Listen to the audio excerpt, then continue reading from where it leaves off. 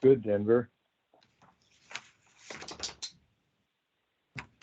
All right, great. Looks like it's getting recording. So just so you guys know, we record all of these, we post them out to our YouTube site, and then we use it to help reference back to remember exactly what happened in here and just to help keep a great public record. So just to do a quick round robin, because we got a lot of people called in. Denver, you'll be able to see it. The others won't. 274 is Nathan. 549 is Kathy, and 880 is Rebecca. I was just filling these guys in. I was working hard to get out some information to everybody about the current media demands, and I have not had a ton of time to prep for this meeting. So I was building it together here. We just did ballot certification and got a few areas set up, and building this together to help make sure that we've got kind of a focused discussion. But the nice positive on this is we will kind of be proceeding forward with some of the other areas, but our next big recruitment push doesn't take place until this fall. And so I'll pull up my screen and share it so that it can kind of be on this record. We can review that video later. For those of you called in, we won't be able to see that right now, but we're just going to kind of walk through a lot of that information. So up on the screen, you'll see in there just what I've kind of been putting together. I really break recruitment into 3 different areas. And, you know, the 3 main areas we're working to recruit people are for election judges, our election aides and assistants, and those are the hired positions, and then EAC members. And this was a really unique one because it's always been hard for us to recruit EAC members up till the last recruitment where we had 37 applicants. So talk a little bit about some of the successes and the reasons for that and how we can help make that happen next time. Okay, so as I'm pulling this all up, I did want to go through that email that Nathan had sent out and just kind of, you know, this was from Denver, a little bit about what the goals and the items that we were looking at to cover in this meeting are. And so for this, we would love to get somebody to be a designated facilitator. We'll always take on the note taker because we're pretty good about it. Unfortunately, from the last meeting, we're still finalizing notes. Nathan jumped in to help because of our current media requests. And then a reporter, somebody who can talk back about this aspects to the committee as a whole when we meet next month. So I'm more than happy to kind of be a facilitator for this because normally I would have recruited one of you, prepped you with materials, and made sure that we were all on the same page. But we're kind of getting this one together as we're going through. What we did in the last subcommittee was we did at the end say, hey, who would like to be the facilitator for the next meeting? And so if that's okay with you guys, I could be the facilitator and the note taker for this, but I would love to recruit a reporter who can kind of discuss what we talked about, how we're looking and moving forward for the general body as a whole. I think that sounds like a really practical plan. Do I have a volunteer between yourself, Rebecca, or Kathy? I am always happy to help in whatever capacity is needed, but I would yield to the other 2 if there's a role that either Kathy or Rebecca is interested in playing. I would like to listen to the meeting a little bit, and then could we table this until the end of the meeting to choose somebody at that point? Although, you know, we both Rebecca and I probably will kind of keep some notes, but decide a little bit later into the meeting. I'm new to this whole process, which is why I'm being a little bit eager to put things off. But, you know, whatever. No, I think if you want me to do it now, I'll say yes. No, I actually think that's great. I like that. I really like that attitude. Let me see what I'm signing up for before I sign up for it. Correct. I second that. This is yes, absolutely. And you know, this is new. This is new to us. We've not had subcommittees on the EAC before. And you know, as we were gearing up, we did have a subcommittee meeting last week for the outreach subcommittee. Sorry, I'm on all of them, so I'm trying to keep my meeting straight. And it was really productive, but I worked pretty extensively with Susan ahead of time to help her be that facilitator, make sure. And then we kind of shared those responsibilities, because there's a lot of this where I'm here, I've got the ability to present on the screen, and I've got the ability to kind of help guide that a little bit. So let's pull back to that at the end. Thank you. Yeah, great call. Bradley, can I ask a quick question? This is Rebecca. Yeah. I know filing isn't officially available yet, but I have decided to throw my name in the hat for city council. Is that going to be any sort of a problem or actual conflict, perceived conflict with me also being involved with the EAC? No, that's awesome, because this is a great opportunity for you to know and understand what's happening with elections. Should you get elected to the city council, you'll have great information to help provide out to them. And there's this reality that I like having candidates be a part of this too, because there's a big aspect of elections that is for candidates. You know, we always say election day is for the voter, but there's list requests, all of these other areas, how we set up an election that is so helpful to get candidates to know and be a good spokesperson for. So the exact opposite. I think that this will be an amazing area and, you know, a benefit both to us and for any future service that you do. Okay, thank you. Yeah, no, that's great. I'm just adding this because I'm trying to take notes at the same time.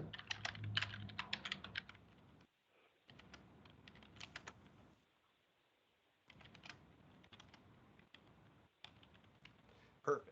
So, with kind of the general overview of this, is we just wanted to start by talking about that poll that came up for the 2020 election that we had done in the last EAC meeting as a whole. Christina and Sarah from the university had really kind of presented that with Shane St. Ange to help show, here's all of the different information, and just a chance for us all to kind of meet together and discuss what did you think your takeaways were. A good example of this is, I started off the last time, and I'll kind of start here again. From my viewpoint, I'm always concerned about confidence in the process, how people perceive their process, and working to help that number be that 100% of people feel confident that elections are run smoothly, correctly, and accurate. I know that that's a pretty hard to reach goal, but I do feel like it's an incredibly valuable area for us to look at. And I'm going to pull up on our screen just some of the presentation information from that and get that up. I'll pass it over to Denver because I know he's taken a little bit of a look at this and see what kind of his main takeaway was from that last survey. Sure. Thanks, Bradley. So a couple things that I wrote down in my notes. First and foremost, 94% of respondents were satisfied with their vote by mail experience. I think that is so important to recognize that overwhelmingly voters were very satisfied, even though it was an unconventional and very challenging election. I think that speaks very highly to the skill and dedication of the people who run elections. Secondly, about the same percentage said that they would vote by mail in the future. I think that was reflected in figures 4 and 5.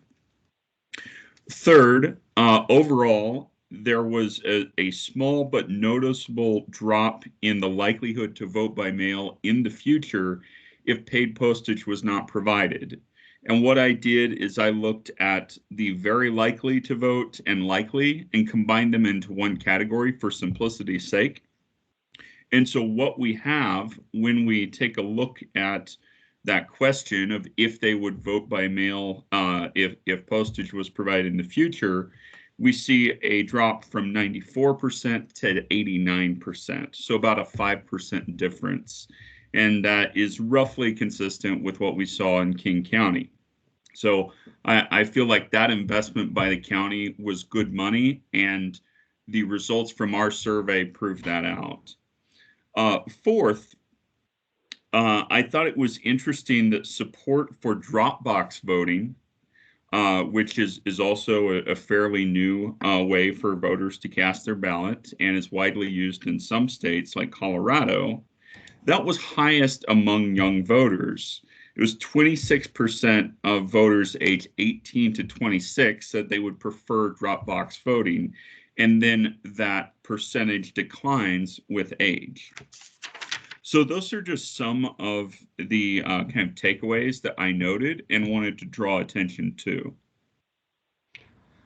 Yeah, and I think that's exactly it. And these are really well related in for Rebecca and Kathy to work that the EAC had done. You know, part of the prepaid postage for Missoula County ballots came from the resolution passed by the advisory committee that we presented to the commissioners in a budget hearing. And we had opted to do prepaid postage for this.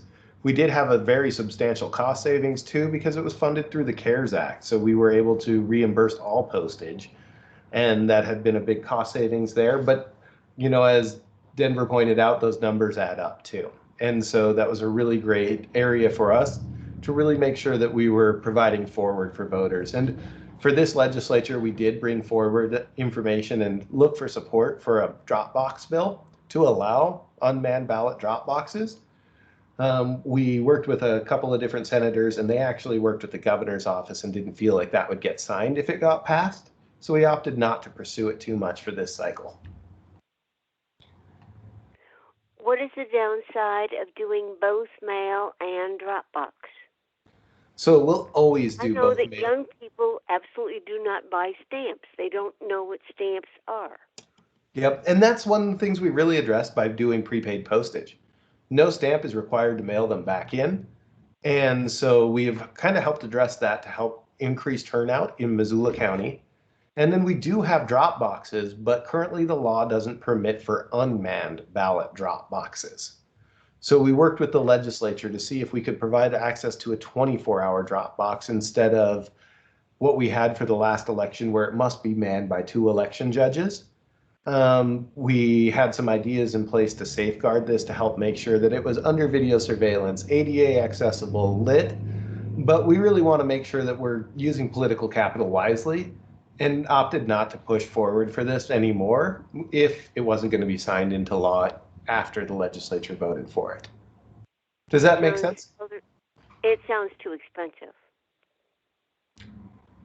For drop boxes, unmanned drop boxes? No, to manned drop boxes. Oh, yeah. Well, and with manned drop boxes, we did that for the last election. It did increase our costs. And we broke that information out, and it was a little bit more expensive, but the reality was that voters were cautious about mail service. We had done prepaid postage, and we wanted to meet voters where they were at. So we pivoted and established manned drop boxes, and that was one of our highest areas of return, is through our manned drop boxes. So for the upcoming election, we'll continue to work with manned drop boxes, and we'll see in the future about taking a look at possible legislative areas like that. Good. Did you have any other stuff that you had taken away from the survey there that you wanted to kind of bring forward or to just kind of discuss as a group? No. Rebecca, did you have any? I am actually looking for my notes, but nothing is coming to mind at the moment. Nope, and that's totally fine. I mean, you know, this is really just a kind of a chance to re-review. We'll pull back together and we'll discuss a lot of these issues, but this is going to be one of the big areas that we have the EAC kind of shape and mold.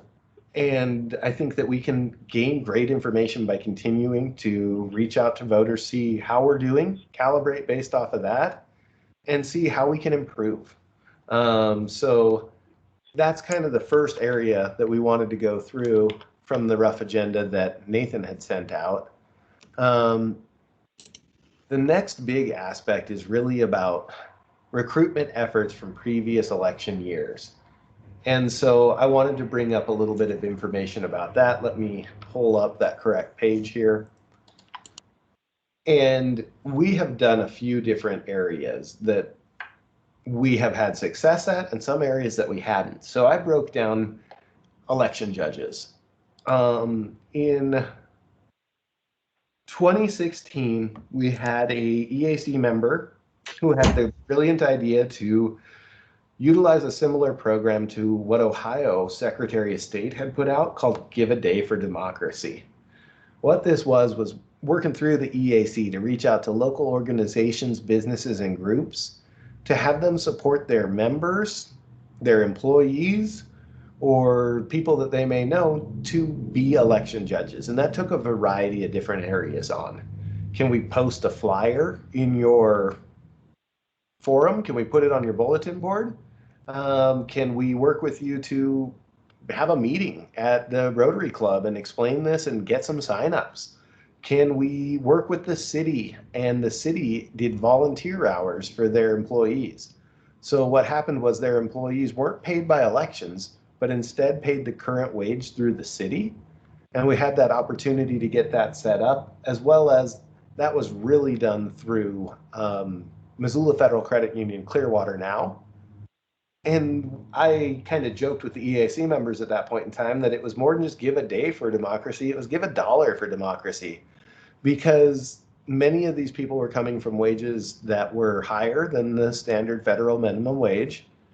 And by having these organizations support their workers to not just give them time off, but paid time off at their current wage, that could be the difference between getting an executive from the credit union to be able to help at a drive-through drop-off location, or having people opt to be at work that day and continuing forward with their wage.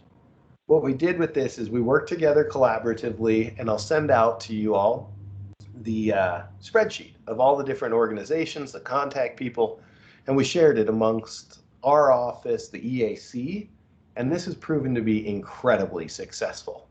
This helped us make sure that we could get in touch with different organizations, make that initial connection, and then Nathan or I could go forward and say, hey, Kathy got us set up with you, said you might be interested in helping support election judge training. Let's talk about those areas. But instead of us reaching out and cold calling a different group, it was so nice to have somebody with a connection make that introduction. That one has been our biggest success, and we will continue to work and promote that because that has worked so very well for us. A few other areas that we've done is we have a county outreach. Very similar, county departments can donate time and county employees can come in. We always like to say that the county is really trying to recruit and maintain the best of the best. And if we can work with a department to have them take comp hours instead of paying out of our limited election judge budget, but having them get time off in the future, that's a way for the other departments in the county to help support us. There's a variety of different areas. Some departments can do that. Some departments by law cannot do that. Some are paid at a lump sum rate and some are paid at an hourly rate at their current wage, all depending on their collective bargaining unit. County outreach has kind of dropped over the last years. We continue to do presentations, send out the letters, and work with department heads, but the number of people we've seen has dropped. And that has actually been a benefit for us because those ones that we do have to pay at their current rate can be more expensive. We've got a variety of different handouts, materials that we would provide. We would do presentations at the University of Montana. It's hard to say how many of those we get, but we added to our election judge training the new field of how did you hear about us? Our data was incomplete from the last training, so we added it for the 2020 cycle. But of course, we had to cancel election judge training, so we didn't get a very accurate picture of how people had heard from us. But we're also tracking that. So when you come to election judge training, I want to know, was it from the central committee meeting that we presented at? Did you see a post on Facebook? Did your friend refer you? Or did you get the handout from a different area?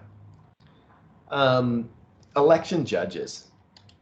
In order for Missoula County to run an election, we need 650 election judges to serve. Our normal recruitment goal is about 800 in order to allow for people to take half-day shifts or for people whom are unable to serve after training. We have been exceeding our recruitment goal on a regular basis. I really feel like it's through a combination of a lot of these areas, but I feel like there's always more we can do. This was a really interesting area for me because this is the discrepancy between outreach and recruitment. And when we were first getting going on our outreach subcommittee meeting, I kept getting it confused with recruitment because that's such a big push we have. What other areas do you guys see that we might want to take a look at reaching out for? And note that I'll send out that full spreadsheet that lists all the locations that we hit. But, you know, instead of reaching out to organizations, service groups, the university, do you see any big gaps in this information that we've used in the past? Bradley, this is Rebecca, and having been through the election judge training, and just political or any of these groups locally, it seems like it's more of an aging populace that's taking part in it. And so I think we really need to focus on engaging young people. And I think that if we could reach out to MCPS even and see if we can get into the different government classes and explain the civic duty of being an election judge and the importance of election integrity and all of these things to our freshest batch of voters, and maybe look at some recruitment that way, maybe an untapped resource for us. Yeah, and I'm glad you brought that up. This was working at the legislature. I'll have to refer to where this is. There's a youth election judge bill. One of the hard parts is that we can't really recruit at the schools, but we've talked about this a lot and want to build in some sort of program, like showing government classes maybe running their school district elections so they can see the signature verification, signing the envelope, doing these processes. The bill that was presented, I know we supported it and I'd have to track where it's at currently in the legislature, did allow for 16-year-olds to serve as long as they had permission from their school and their guardian and some other limitations. They could not be a majority of a polling place. They could have specific jobs. But we have some really great jobs that maybe would not be brought to a legal challenge that would require a minor to be on the stand, but a good area of making sure that ballot did get counted, your sticker is here, or directing to the correct table. So that's awesome. Plugged it right in there. Wholeheartedly want to work to support that. And we've had some really great connections with the school district recently. This is Nathan. I just wanted to quickly add that this really does dovetail nicely with what we were talking about in the outreach subcommittee, just bringing more of the educational aspect of how elections function. And then this is the natural extension of that, how you can be a part of that. That's a great idea, Rebecca. Is it a deterrent to people, like if you are at Rotary or whatever, recruiting election judges, they have to participate in the training every 2 years? Has that been an issue? Not specifically. The big reason for this is the law changes, and what we tend to see is kind of the opposite. We want to hear this information, we want this refresher, and we want that ability to help pull people in. Now, the big aspect is we were able to, through COVID-19, come up with some creative solutions to pull trainings that may not require people to travel, be in one location for 3 hours, and then travel back. So we had really good success with ballot Dropbox training through Teams like this, where people logged in, saw the presentation, it was recorded. We had that ability to train 250 people at a time instead of 50. And I think that that'll be a really big aspect for helping not only recruit more judges, but ensure that everybody can come through the training and at a substantial cost savings. When we hold them online, we are not renting a space for that. We are not providing snacks or meals. We are able to record that and present that out. And then for judges who may come from Condon, Seeley Lake, we pay mileage. And so that's spared on that other area. There are some aspects for polling place managers in other areas that I think we should have everybody come in person because of the hands-on learning that we'll do. But I do think that instead of being trained every 2 years as a deterrent, I think it's actually a positive, and it is required by Montana statute. Good question. Well, fine. What kind of effort is made to recruit, like, people in the Native American community? I think about a young woman that I sat next to at training a couple of years ago who grew up in the South, and she said she was there because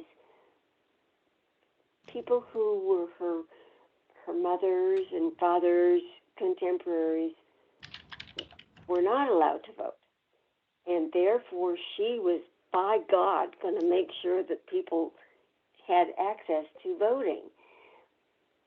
And I know that there is an issue with reservations and the Native American community, and I wonder if we're missing the boat by not connecting with those people better. So we did do some outreach with partner organizations, Western Native Voice, Native Generational Change, a couple of the other ones that are on that list, to help recruit out, to get in touch with their members and their demographic, their specific areas. One of the big aspects that we're always working is we have a discussion that we want your polling place to look like you. And that's very varied amongst Missoula County. That means people of different ages, people of different genders, people of different everything. So we did do some outreach like that. And then, I'll share that list out. We'll make sure that we get that opportunity. But if there are groups that are missing from that, that's a perfect spot to add them in so that we can make sure that they're included in here. I can check with Nathan to see if we can get that shared out today or maybe by Monday at the latest. I saw that Denver had his hand up there. Sorry. I'm jumping back and forth between not seeing the screen, Denver. Sorry. No worries. You're doing a fine job. I know you've got a lot on your plate. So I had a question and then 2 comments. Going back to what you were saying about online training, being able to train 250 people at a time, that's fantastic. That's a great use of new technology and resources, and a huge time saving. But it does raise a question in my mind about retention of information, because not everyone does learn the same way. And some people retain information much, much more effectively if they're learning in person as opposed to over the phone or over the internet. So my question is there a test or some kind of mechanism to make sure that people are actually retaining the information that they're being taught? So yes and yes. Yes, there's definitely a quiz. We're working to grow this. So we've always done a quiz at the end of this to help cover the areas. When I inherited our elections office this last year, we had plans to hold online training through a Blackboard program, like what's utilized at the university. I found this a little cumbersome to navigate and to get into and to be able to follow through. And we actually canceled that program because, just like you're saying, it needs to be accessible and it needs to be there. So yes, we'll always have a quiz for these people, and then it'll be a hybrid model. We will not go entirely to online. We still have judges who want to be here in person. And one of the things that I really appreciated about this function was that ability to ask questions at the end. So before people get certified and get the actual certificate, we had talked a lot about providing forward something similar to a Google Forms quiz, where you'd go through and you'd state, these are the answers to those questions, so we could see, yes, clearly Denver, Kathy, and Rebecca attended this training. And based off of these scores, they are certified to be an election judge for the upcoming election. The biggest aspect of our changes has been the actual materials that were slated to be present at the polling place. Since we moved to ballot drop-off and all mail, we had worked so hard to make sure that every job had an updated hard copy set of instructions that would answer every question and follow policies step by step. Working with Jill, who's our lead elections clerk, who helped us a ton with the election judge training, as well as Nathan, we've helped improve those and will continue to improve them. And we're going to have a lot of changes. There are currently bills going through about voter ID. We're going to have a different database quite potentially. And so there'll be a lot of areas that we need to train people on. And that's why we require training every 2 years, is because there will be different requirements for ballots dropped off potentially. There'll be different ID requirements potentially. I'm throwing all these potentiallys in because we're still waiting for signatures on laws or final votes. And then the new Secretary of State's database will have some differences that are form. The way a register looks will be slightly different. So those who have been continuing to come back year after year will want to make sure that they're very familiar with the way that this works and those policies and procedures. Not a big change, but you'll sign to the right instead of to the left, you know, those sort of aspects to make sure that we can really cover that. Sure. Did I get that question, Denver? Forgive me. You sure did, and I appreciate it. Two other comments I just wanted to throw out there for the record. One about union contracts. So for those of you who don't know, in my day-to-day job, I'm a union organizer with the Service Employees International Union. And part of my job is working with contracts. You mentioned that some contracts allow employees to donate time, others don't. And in my experience of working with contracts, we sign MOUs with employers all the time that either create exemptions or waive provisions for specific purposes in which the union and the company are on the same page. So if we have a relationship or a connection with those unions, we may be able to work with them to waive certain provisions if the contract, in fact, is a barrier. And I would be more than happy to work with and reach out to those union representatives. Yeah, and this is why we have these subcommittees. That has never come up before. And you know, as we looked at it, it was, hey, this is tough, but guess what? In this position for this person, you must pay them in a lump sum. We do memorandums of understanding. That's the MOU for those of you who aren't in the union speak there. We do that a lot with things like our surveillance cameras that help protect the integrity of the election. We want to work with the local union to let them know, yes, we will have this. No, we will not cover your computer screen. And here are the reasons that we are asking to put those in, which may not be the standard negotiated contract that the union has with the county. So plugged in and added. And what was your other one, Denver? The other one was an idea that had been kicking around for a while, and that comes back to the pay that we give to election judges. You know, my understanding, Bradley, correct me if I'm wrong, but my understanding is that the pay is based on the minimum wage for an election judge. Is that correct? Yep. Okay. We'll often hear it referred to as paid public service because it is federal minimum wage, slight bumps for different roles, but it is, and forgive me, I have it somewhere in an email, like $8.75 an hour now. Yeah. So here's my idea in a nutshell.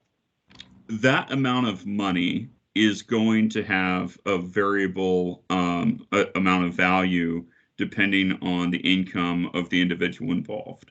For someone who's, you know, making $80,000 a year, that amount of money is pretty minimal. If you're making, you know, $20,000 to $30,000 a year, that amount of money could be significant. But for the folks who are higher earners, it may be more valuable to their time if they were able to donate the amount of money that they would earn to a nonprofit of their choice. And that may be more compelling than the idea of paying them for their time. And I'm just wondering if there are any barriers, if we looked at that kind of donation idea?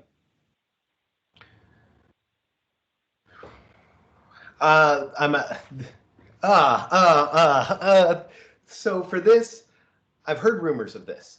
I know that there's a county policy in some way to set this up. My immediate concerns are, who are these organizations that we are then listing to put forward to? How do we come up with that list, and how do we make sure that that list is not Friends of Democracy or something similar to that that may have deeper implications? And I like the idea because, yes, we have done volunteer agreements, and we clearly have a volunteer agreement, and I know that I've heard that there has been this policy in the past.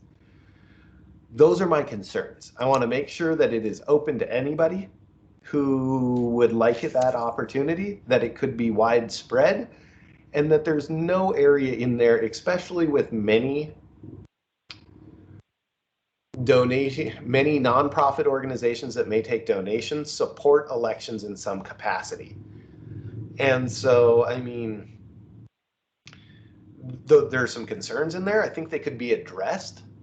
And if they can't be addressed, we can say that we went down that road. There becomes this line where, if we don't open it up to everybody, are we limiting somebody? And if we do open it up to everybody, and there is a donation made to the Friends of Democracy that then supports a candidate, is that going to call into question improprieties in the elections office? And that makes perfect sense. And I think those are great questions to ask. The devil is always in the details. I think everyone on this call can attest to that. But I think it's an interesting question and something worth looking at. And I just think that there's an awful lot of people who care about elections, but also value their time. And if there were a way to contribute or donate that amount of money that they would earn, it would be a lot more valuable than putting it in their pocketbook. Yep. And then, the very fiscal aspect that I can already picture our chief financial officer of saying, can they donate it to the county? Now, sure. I mean, I think that the questions are, how would we establish this? Who's on the list, and what other potential concerns? And we've got a great team at the county that can really dig into this and be like, yes, the reason you don't see this anymore is because of what you just brought up. Or actually, it just kind of went to the wayside and let's revive it. Or maybe if we did these 3 different groups or entities, trying to figure that out and look into that. And I think that's one that we can easily bring forward, because as we prepare this next fiscal year's budget, it will include election judge training for 2022. So these are on the forefront of my current thought process. Wonderful. Thank you so much. I appreciate you addressing those things. And I am putting myself on mute and Okay. I always like to do just one last double check before we run through there. Did anybody else have anything that they wanted to hit? Specifically, I'm pointing at my screen so you can't see, around the election judges, recruitment, and other areas. Noting that you guys really don't have the whole picture just yet, but I'll make sure that we get you out that document. I pull it right now, but I'm trying to make sure my notes are as good as they can be. I'll get that document out, Bradley. Gosh, you're awesome, Nathan. All right, hearing nothing, let's talk about aids and assistants. Arguably, this is our hardest area to recruit for. We have a community that really supports elections, and an election judge is somebody who goes through 3 hours plus of training every other year, and then volunteers for multiple elections throughout the year. But it is, I like to call it, a day commitment. You have 1 day of the election, 1 day of the training. Aids and assistants are the people who help us process ballots. Very specifically, our assistants are our non-computer election workers. They help us with making sure that we prepared our ballot packets to go out in the mail. They made sure that we have the opportunity to get our incoming ballots sorted and accounted for correctly. The aides are the people whom are signature verifying or are doing late registration and are kind of on the computer. Those being our 2 different areas. The pay rate, roughly, is $11 an hour for an assistant and $14 an hour for an aide. We have done multiple ways of recruiting and bringing in these aides and assistants. We've done a full-blown county hiring, and this includes submitting in an application through the county portal, recruitment process, screening for eligibility, interviews, and a hiring. And when we're recruiting out for this, we have worked with many of the same areas for election judges, as well as I know we posted job postings. We've recruited interns in the past and posted out on social media that, hey, here are our different areas, even worked with job services to pull through. What we tend to find is that because there is a extensive training and then a sporadic yet longer term period of work, this is one of the hardest ones to retain for. Many of our best people come because they're between a job. They care about elections, and guess what? I can jump in as an aide, I can help register people. And Denver, you've done this. You've been in and registered these voters and served as the aide, and I thought that was a fantastic area to cover, so you know that work. Mm-hmm. It is extensive on the training. Mm-hmm.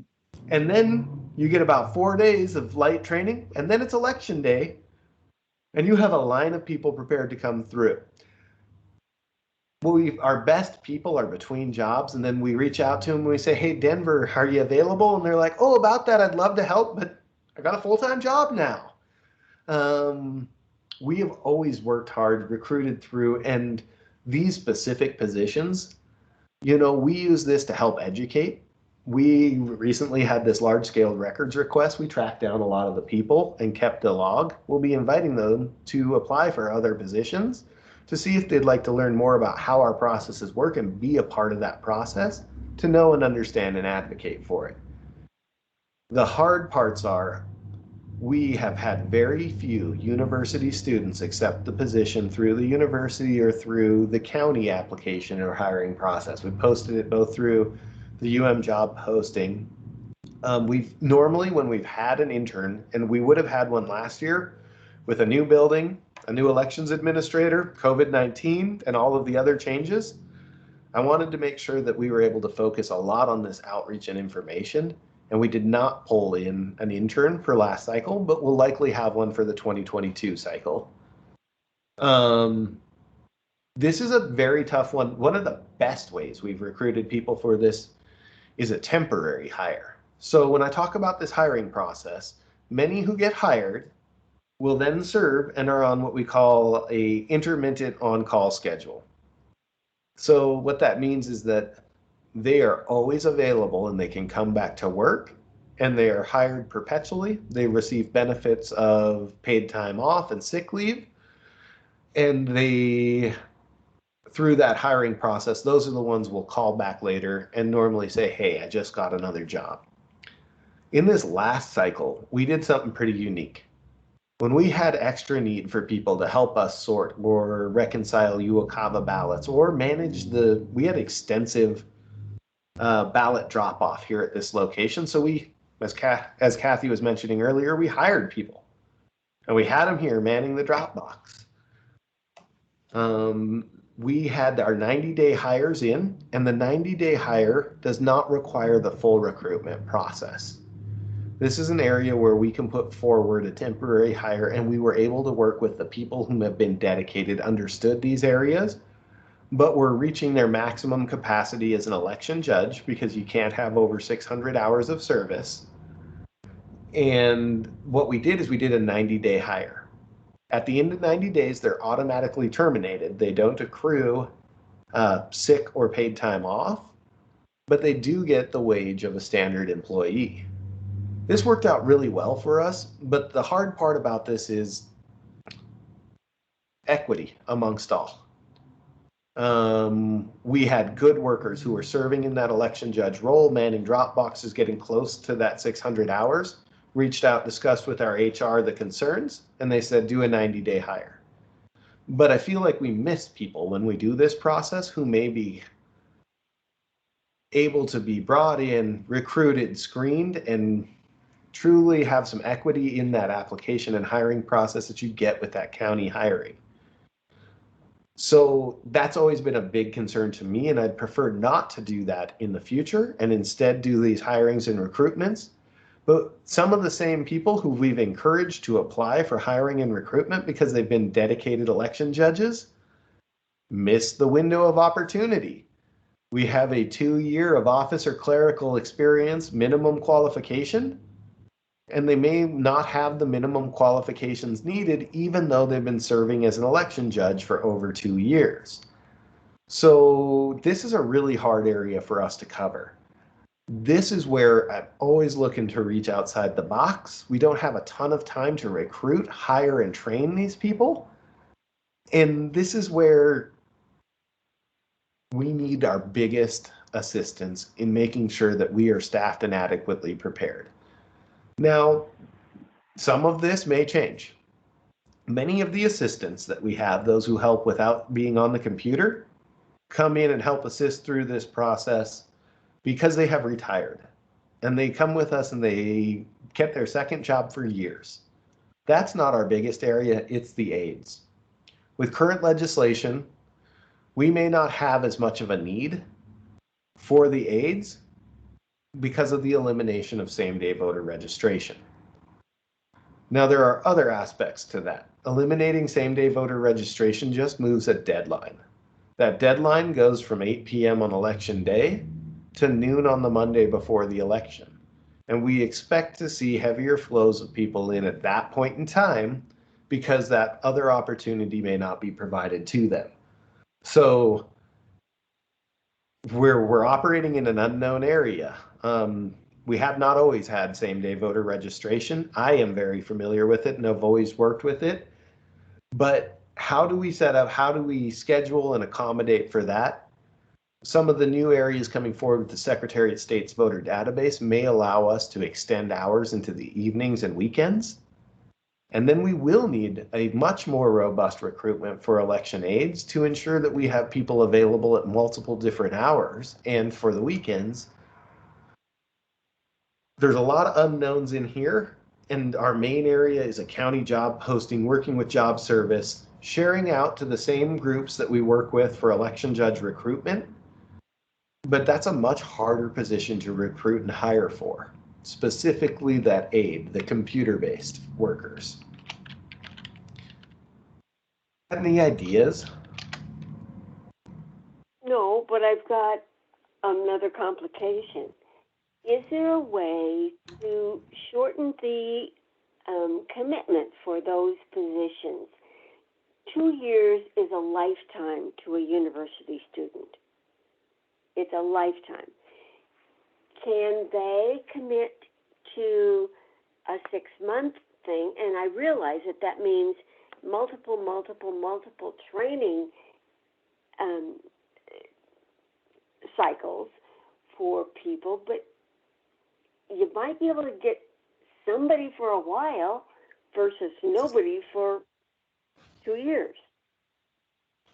Yeah, no, that's great. And so the aides and assistants do not have that requirement. For election judges, that 2-year commitment was placed by the county. My very first time, I was recruited by my current boss, Ann Hughes, and the former election administrator, Vicky Zier. I was in there, I was working, and they said, you would be an amazing election judge. This is 2006. And I said, yeah, I love that. But see here where it says 2-year commitment, there's no way I can do that. I don't even really stress or focus on the 2-year commitment for election judges anymore. The reality is that the law designated around election judge training does require training every 2 years and before the primary election.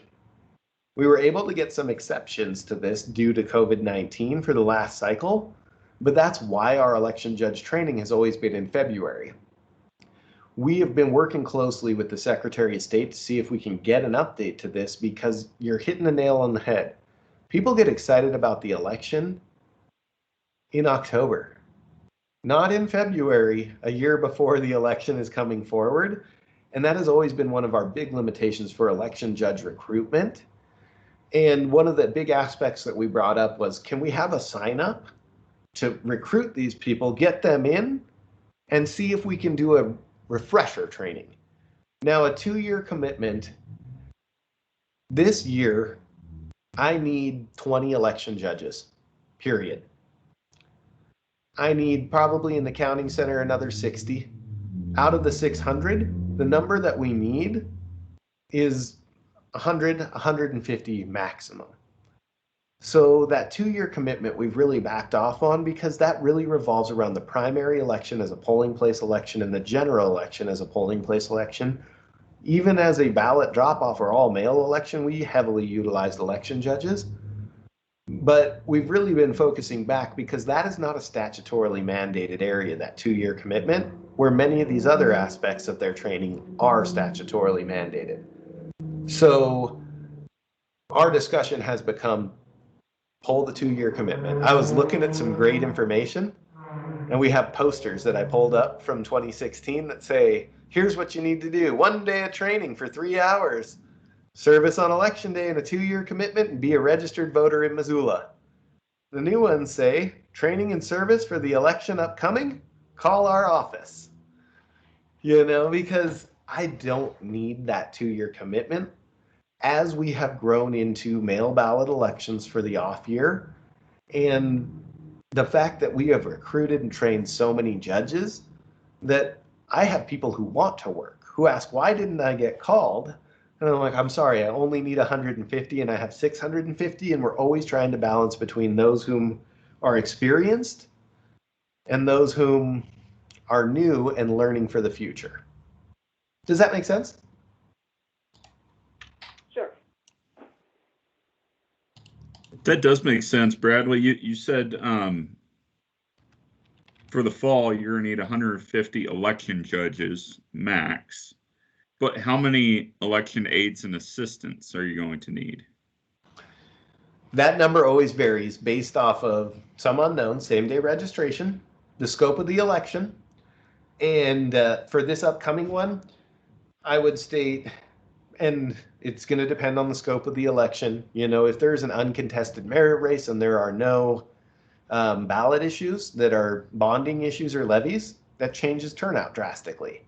I usually slate that we would need about 20 aides and 20 assistants. That number of aides with late registration, same day registration, a little more up in the air, maybe less. Now, Okay. The counting center is 75 people. Ballot drop-off locations is about 20 to 30 people. And those are our election judges. But 20 and 20 is a good, safe number for an off-year election like we're prepping for. Now, recruitment of assistants. We have not run a recruitment for assistants for 2 years because we have so many available and ready. We did some hires because we had election judges capping out and we wanted to get them into a different pool. But we haven't done the assistant hire as robustly as the aides. The assistants are our ones who help prep ballots and send them out. The aides are the ones who are trained in, do late registration, and work on the computer. Those who do signature verification tend to remain much, much longer. Those whom are doing voter registration, late registration, and same day tend to be trained in, and I really think that a lot of this is about some of the aspects we're working on.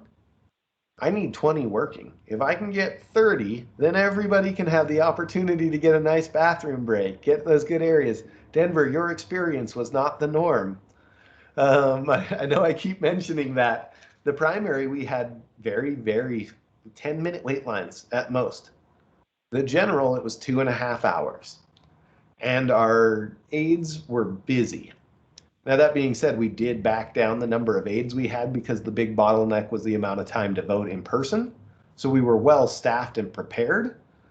But in general, for a general election, it is a 14-hour straight day. And the way you get a bathroom break is that I say, nope, no more voters may go here. Denver needs to eat a slice of pizza and use the restroom. He'll be back. It's really great because now that's Nathan and Jill whom are helping manage that and get that set up. And as we have our new location and space, we've been able to provide a quiet area for workers to go to get that break where it doesn't feel like you are hindering other people's voting process.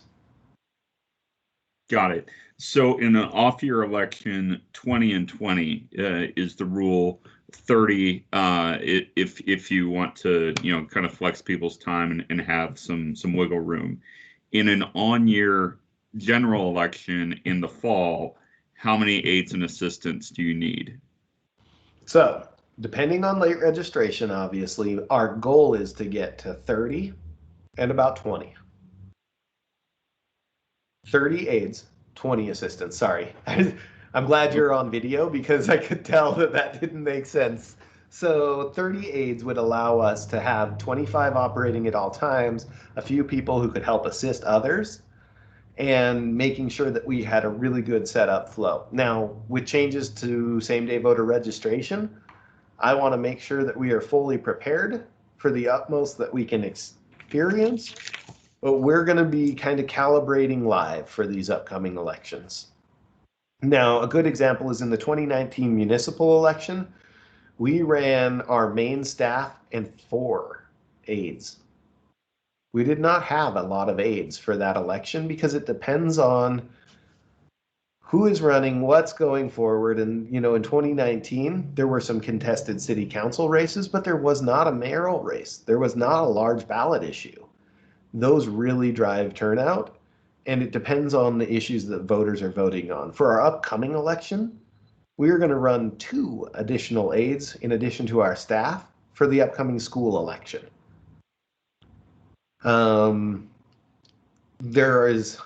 It varies really based off of the election. My big goal to make sure we're prepared and can accommodate what we saw in 2018, what we expected from 2020, and what we may grow into, 30 aides. Okay, thank you much.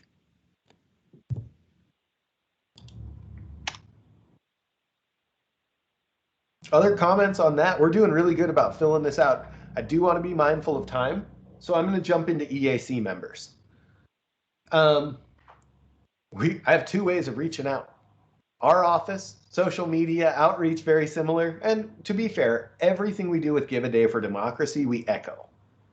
So it's not as big of a push as it is to recruit our 800 election judges, but we say, hey, Rotary, are you interested? Do you know somebody? So we want to echo those. I'll tell you what, a federal presidential election that is hotly in the news for months really helps when you are doing recruitment. And I don't think we'll always have that to bank on. This is one of the aspects that I really kind of want to see this group reach out to, because we have established an EAC that has a variety of different backgrounds, viewpoints, thought processes. We've got some great areas that balance each other out, and I am so proud to get to work with you all. You should feel proud to be members of this. We're not always going to get that luxury that there has been a federal general election in the news. And when we post out and advertise this through a press release, so our process, whenever there's a vacancy, advertise through a press release, open up for 1 month, and then interview applicants. I'm working really hard with the commission to try to help formulate that a little better. In the past, they've scheduled interviews as applications come in. When we had 37 applications, my preference would be to screen applicants and schedule interviews for those who go through screening, because we did have some applicants we interviewed that, as we got in others, would not have met that screening criteria. And I felt like it may have not given the best information to those whom were applying. And then recently, we had 2 current members after this large recruitment and robust, I don't want to say hiring, robust appointments to the EAC. The commissioners really wanted to keep the 2 remaining members if they wanted to continue to serve. And so there were people who had been scheduled for interviews where we knew that we would keep the existing members. So we did make sure that we presented that to the people whom were interested. We now have a fantastic backlog of people whom have applied that we can reach out to in the future. But this is an area, and to me, I think the best thing that's going to help this grow is the active, engaged way that the EAC is functioning currently. I think that because we've had robust discussions, subcommittee meetings, meaningful times to meet, and good discussion that is working towards a positive end goal, you all will be able to reflect on that experience and help people feel more excited about applying. Now, that can't be our only strategy. I don't want to get too far into the weeds about this because we can kind of follow up a little bit more, and I do want to loop back into the other areas. We won't have more recruitment for EAC until the terms will expire in January. We'll do it in December of this year, right after the election. For election judges, we will not do any more recruitment. We have a glut of trained election judges right now. We're in a fantastic situation. For aides and assistants, we may do a small aide recruitment this fall. So it gives us time to really dig in and look at this to make sure that when Nathan and I reach out to you guys on this committee and say, here's what we're thinking, what are we missing? You can say, hey, Bradley, we're doing really good, but we did talk about trying to do something similar with this aspect right here. And maybe we can work on that to help make sure that that hits us in the future. I think that to be mindful of everybody's time, what I'd like to do for a takeaway, if it works for you all, is to think about how we can engage and get more people interested in applying for the EAC. And as our follow-up and our report back to the committee. Yep. Oh yeah, that's great. Thank you. We're heading out here, and my office gets hot with the door closed. Thank you, you too. I'd like to think about that aspect. I would like to kind of circle back into facilitator.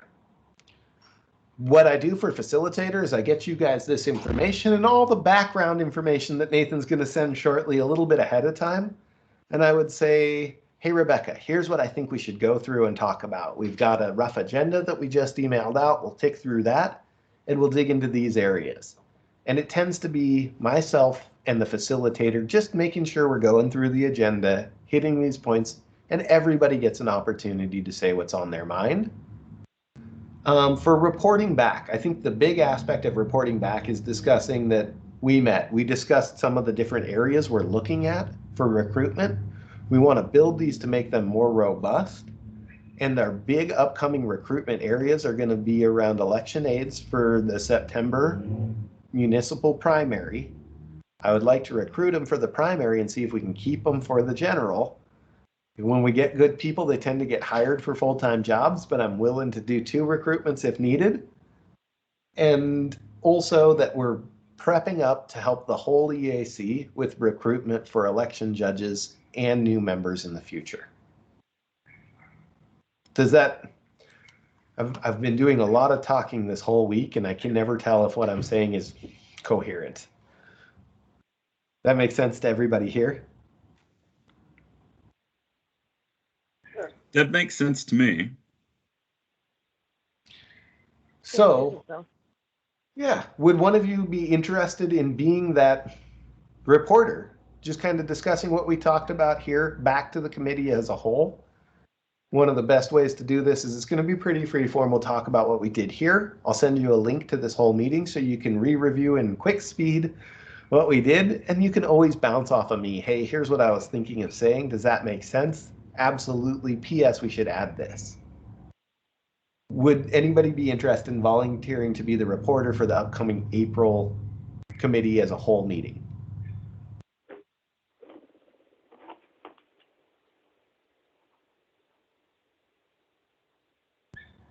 Bradley, I'm happy to do that. Thank you. Yep, will be reporter. I think I plugged that in earlier. For the next meeting, would it be possible for Rebecca or Kathy, would you like to work with me to be the facilitator? Help go through this checklist, make sure that we've got information and everybody has adequate time to make sure that they can have their thoughts heard and expressed clearly.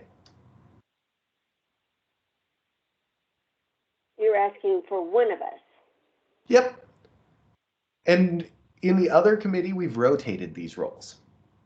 So afterwards, you wouldn't be the facilitator all times. You'd be the facilitator once, get that experience, and then you could be the reporter. I'll always take on note taker. You're welcome to take notes. I appreciate you all taking your own notes, but we want to help with documenting and getting it out because we have everybody's emails, access to SharePoint, all of those aspects.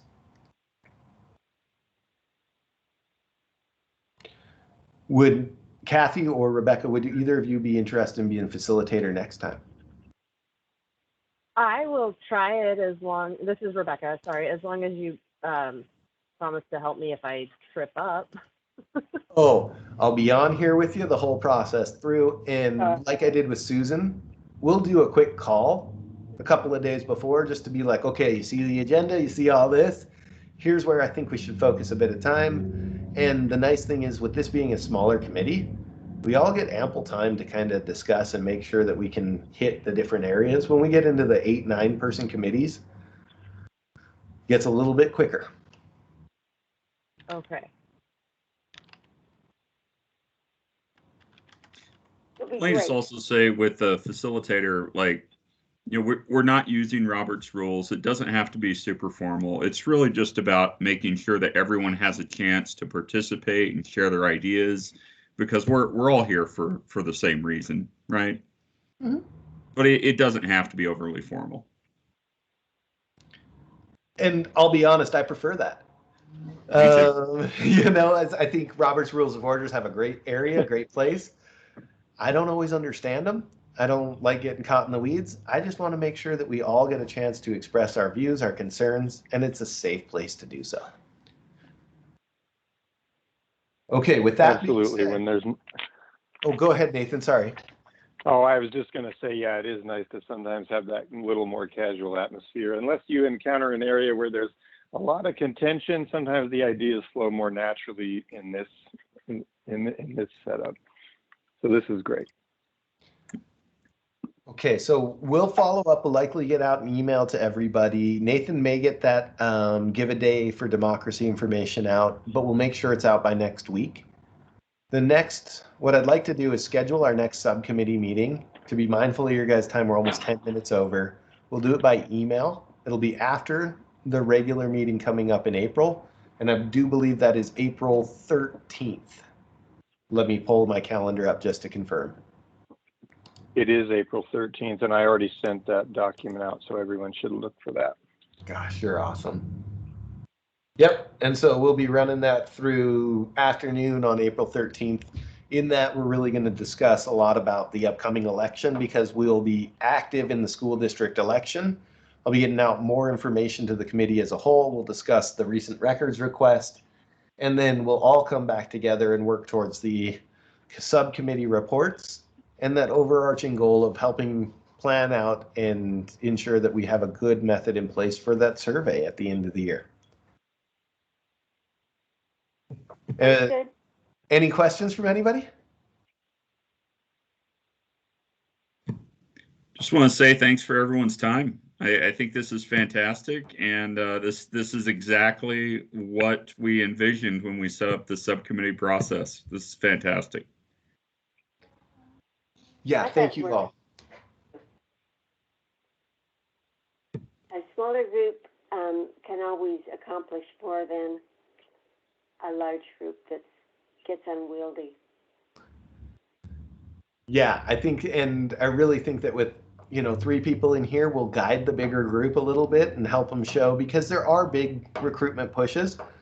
But what a great way to discuss this, get a good opportunity. And I appreciate you all because this is new and I'm learning as much as you. And I think it's working out fantastic so far and just going to get better. All right, I can talk elections all through the weekend. I want you all to have a great weekend. We'll follow up soon. Thanks for all your work, Bradley. Thank you, folks. Have a great weekend. Thanks all. Thank you.